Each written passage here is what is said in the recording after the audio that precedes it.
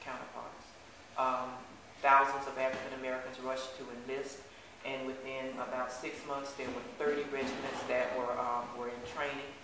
And despite the discrimination, men of the U.S. colored troops distinguished themselves. They fought with pride and valor, and eventually silenced all of their critics. The issuance of the Emancipation Proclamation did not mean that enforcing it was easy. So the South, in the first place, many people viewed it as sort of a public relations campaign on Lincoln's part, because, I mean, how could he tell? The South said, how can you tell us that since we have withdrawn from the Union, we're not a part of the United States now, we're the Confederate States of America, you're going to make some kind of decree about our fellow residents, or whatever they are, our property. And so, you know, why should we even bother to listen to you? But when the Union Army would show up, then that meant that slavery in the Confederate territories would end. But it took the 13th Amendment to abolish it throughout the 13th Amendment of the Constitution to abolish it throughout the United States. And it also did not strike a moral code against slavery. Lincoln said repeatedly, this is a war strategy. I'm trying to suppress the rebellion.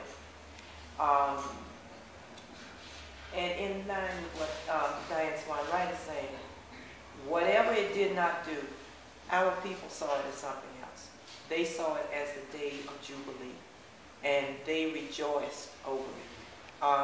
They followed the Union Army. Many of them left the plantations and followed the Union Army, which posed another kind of hardship for us. Soldiers in the Union Army saw us as inferior, saw us as cowardly, saw us as not really worth their effort, that they were not fighting this war to end slavery. They were fighting this war to bring the Union together, and resented the idea that they had to fight a war to end slavery. They were not, most of them were not abolitionists. They were people who thought that slavery was sometimes a necessary evil. They saw slavery as something that competed with them for jobs in the North that was more industrial. But they were not fans of the slaves, and many of them did not see themselves as fighting a war to free us. And so you had whole families that followed the Union Army because they thought it was safer, certainly safer than being in the South.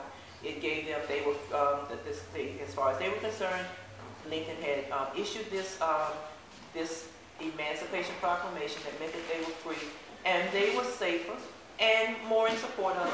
And their interest, they felt laid with following the Union Army, but they were treated often horribly, especially the women in those families and people who followed the Union Army. They were brutalized, they were raped.